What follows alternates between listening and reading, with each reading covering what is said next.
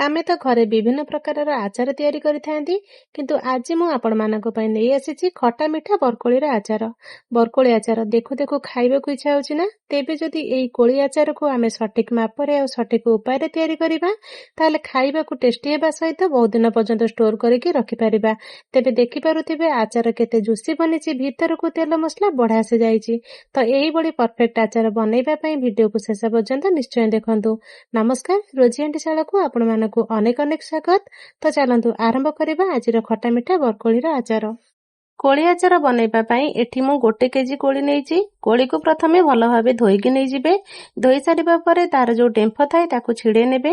ଆପଣ ଚାହିଁଲେ ରଖିପାରିବେ, କିନ୍ତୁ ଭଲ ହେବ ଡେମ୍ଫକୁ ବାହାର କରିକି ନେଇଯିବେ। ଏବେ ଆମେ ଏଥିରେ ଦେଇଦେବା ଲୁଣ। 1 କେଜି ବରକୋଳି ପାଇଁ ଏଠି ମୁଁ ଦେଇ ଦଉଛି 2 ଚାମଚ ଲୁଣ। ଯଦି ଆପଣ ଅଧିକ ବରକୋଳି ନେବେ ତାହେଲେ ଅଧିକ ପରିମାଣର ଲୁଣ ପକେଇବେ। ତ ଆକୁ ଭଲ ଭାବରେ ମିଶେଇ ନେବା ଲୁଣକୁ ବରକୋଳି ସହିତ। ଏଠି ଦେଖନ୍ତୁ ବରକୋଳିକୁ ମୁଁ ଭଲ ଭାବେ ମିଶେଇକି ନେଇଯାଇଛି। ଏବେ ଆକୁ ଆମେ ଆଉ ଗୋଟେ ଜାଗାକୁ ବାହାର କରି ନେଇଯିବା, ଯେମିତି ଶୁଖେଇବାକୁ ଆମକୁ ସୁବିଧା ହେବ। ଏଠି ଦେଖିପାରୁଥିବେ 2ଟି ଜାଗାରେ ମୁଁ ବାହାର କରି ନେଇଯାଇଛି। ଏବେ ଆମେ ଟାଣ ଖରାରେ 2 ଦିନ ପର୍ଯ୍ୟନ୍ତ ଶୁଖେଇ ନେବା। ଏଇଠି ଦେଖନ୍ତୁ ମୁଁ ଖରାରେ ଶୁଖେଇ ନେଇଛି ବରକୋଳିକୁ। ଲୁଣକୁ ଯଦି ଏମିତି ମିଶେଇକି ଆପଣମାନେ ଶୁଖଉଛନ୍ତି, ଲୁଣ ଭଲ ଭାବରେ ବରକୋଳି ଭିତରକୁ ଯାଇପାରିବ ଆଉ ବହୁତ ଦିନ ପର୍ଯ୍ୟନ୍ତ ଆଚାର ଷ୍ଟୋର କରିକି ମଧ୍ୟ ରଖିପାରିବେ। ଏଇଠି ଦେଖନ୍ତୁ 2 ଦିନ ଖରା ଦେଇ ସାରିବା ପରେ ବରକୋଳି ଆମର ଏମିତି ଶୁଖି ଯାଇଛି। ଆଠୁ ଅଧିକ ଖରାରେ ଶୁଖେଇବେନି, ଅଧିକା ଶୁଖିଗଲେ ବରକୋଳି ଆଚାର ଭଲ ଲାଗିବନି। ତ ଏବେ ଆଚାର ବନେଇବା ଆଗରୁ ବରକୋଳିକୁ ହାଲକା ଆମେ ଫଟେଇ ନେବା। ଏମିତି କଲେ କଣ ହେବ ନା, ଯାହା ବି ପୋକ ଥିବ ଆପଣ କାଢିକି ପକେଇ ପାରିବେ। ସେକେଣ୍ଡରେ ଯେତେବେଳେ ଆମେ ମସଲା ତିଆରି କରିବା, ମସଲା ଭିତରକୁ ବଢିଆ ସେ ଯାଇପାରିବ। ଏବେ ଆକୁ ରଖିବା ସାଇଡରେ। ପ୍ରଥମେ ଆମେ ଗୋଟେ ମସଲା ବନେଇବା। ଗୋଟେ ପ୍ୟାନରେ ଦେଇଦେବା 7ରୁ 8ଟି ଶୁଖିଲା ଲଙ୍କା। ରାଗ କେତେ ଖାଇବେ ସେଇ ହିସାବରେ ନେବେ। ଗ୍ୟାସର ଫ୍ଲେମକୁ ମିଡିୟମରେ ରଖିକି ଶୁଖିଲା ଲଙ୍କାକୁ ଭାଜି ନେବା। ଆଉ ଏବେ ଏଥିରେ ମୁଁ ଦେଇ ଦଉଛି 2 ବଡ ଚାମଚ ଜିରା। ତା ସହିତ ଦେଇ ଦଉଛି 2 ବଡ ଚାମଚର ପାନମଧୁରୀ। 1 କିଲୋ ବରକୋଳି ପାଇଁ ଏଠି ମୁଁ ଏତିକି ମସଲା ନେଇଛି। ଆପଣମାନେ ଯଦି ଅଧିକ ବରକୋଳି ନେବେ ତାହେଲେ ମସଲାର କ୍ୱାଣ୍ଟିଟି ଅଧିକ ଏଠି ନେଇପାରିବେ।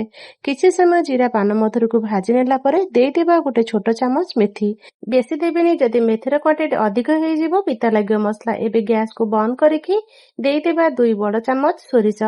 ସୋରିଷ ଦେଲେ ଆଚାରରେ ଭଲ ଟେଷ୍ଟ ଆସିବ। ମନେ ରଖନ୍ତୁ ଗ୍ୟାସ ଅନ୍ କରିକି ସୋରିଷ ଦେବେନି, ନହେଲେ ୟାର ପିତା ଅଂଶ ଆସିଯିବ। ଗ୍ୟାସ ବନ୍ଦ କରିକି ସେଇ ଗରମ କଢେଇରେ ସୋରିଷକୁ ଭାଜି ନେବା।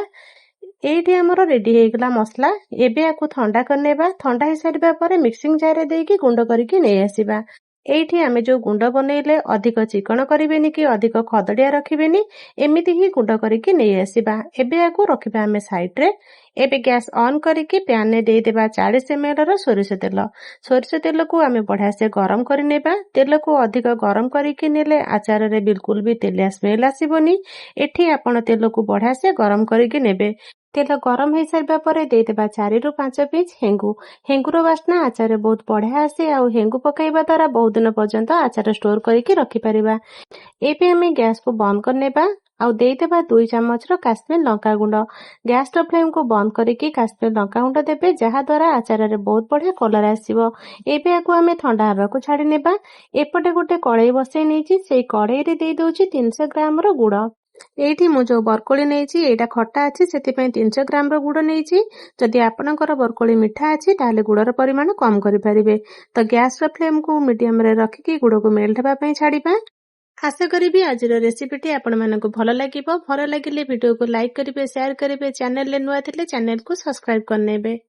ଏବେ ଏଠି ଦେଖନ୍ତୁ ମୁଁ 30 ଗ୍ରାମର ତେନ୍ତୁଲିକୁ 15 ମିନିଟ୍ ପୂର୍ବରୁ ପାଣି ଦେଇକି ବତୁରେଇ ନେଇଛି, ଆଉ ତାର ମଞ୍ଜିକୁ ମଧ୍ୟ ବାହାର କରି ନେଇଛି। ତ ଏଇଠି ଦେଖନ୍ତୁ ଗୁଡ ଆମର ମେଲ୍ଟ ହେଇଯାଇଛି। ଏବେ ଆମେ ତେନ୍ତୁଳିର ରସକୁ ଦେଇଦେବା। ଆମକୁ ଏଠି ଗୁଡକୁ ପାଗ କରିବାର ନାହିଁ, ବସ୍ ଗୁଡ ଯେମିତି ଆମର ଭଲସେ ମେଲ୍ଟ ହବାର ଅଛି। ଗୁଡ ମେଲ୍ଟ ହେଇସାରିବା ପରେ ଦେଇଦେବା ବରକୋଳି। ବରକୋଳିକୁ ଗୁଡ ସହିତ ଭଲ ଭାବେ ମିଶେଇ ନେବା। ଗ୍ୟାସର ଫ୍ଲେମକୁ ଏଠି ଆପଣ ଲୋରେ ରଖିବେ। ତ ଭଲ ଭାବେ ମିଶେଇ ସାରିବା ପରେ ଦେଇଦେବା ଲୁଣ। ଲୁଣ ଆଗରୁ ଆମେ ଦେଇଥିଲେ, ଧ୍ୟାନ ରଖିବେ। ଏବେ ଲୁଣକୁ ବରକୋଳି ସହିତ ଭଲ ଭାବେ ମିଶେଇ ନେବା। ଆଉ ତା ସହିତ ଯୋଉ ମସଲା ବନେଇଥିଲେ ମସଲାରୁ ଅଧା ଦେଇଦେବା, ଆଉ ଅଧା ପରେ ବ୍ୟବହାର କରିବା। ଏବେ ଭଲ ଭାବେ ମସଲାକୁ ମିଶେଇବା। ଆମର ମସଲା ମସଲି ଗୁଡ ସବୁ ଯେମିତି ବରକୋଳି ଭିତରକୁ ଯିବ, ଆଉ ଆମେ ଯୋଉ ପାଗ କରିଛେ ପାଗରେ ଭଲ ଭାବରେ ମିଶିଲେ ଯାଇକି ଆଚାରର ଟେଷ୍ଟ ଆମର ଭଲ ଆସିବ। ତ ପାଖାପାଖି ଲୋ ଫ୍ଲେମରେ 10 ମିନିଟ୍ ପର୍ଯ୍ୟନ୍ତ ଏଇଭଳିଆ ମିଶେଇବେ। ହାଇ ଫ୍ଲେମ ବିଲକୁଲ ବି କରିବେନି। ତ ଦେଖନ୍ତୁ ମସଲା ଗୁଡ ସବୁ ବରକୋଳିରେ ବଢିଆ ସେ ମିଶି ଯାଇଛି। ଭିତରକୁ ରସ ମଧ୍ୟ ଯାଇସାରିଛି। ତ ଏବେ ଗ୍ୟାସକୁ ବନ୍ଦ କରିକି ହାଲକା ଥଣ୍ଡା ହେବା ପାଇଁ ରଖିନେବା। ଏବେ ଆମର ଆଚାର ଥଣ୍ଡା ହେଇଯାଇଛି। ଆମେ ଯେଉଁ ତେଲ ଗରମ କରିକି ରଖିଥିଲେ ସେ ମଧ୍ୟ ଥଣ୍ଡା ହେଇସାରିଛି। ତାକୁ ଏବେ ଆମେ ଦେଇଦେବା।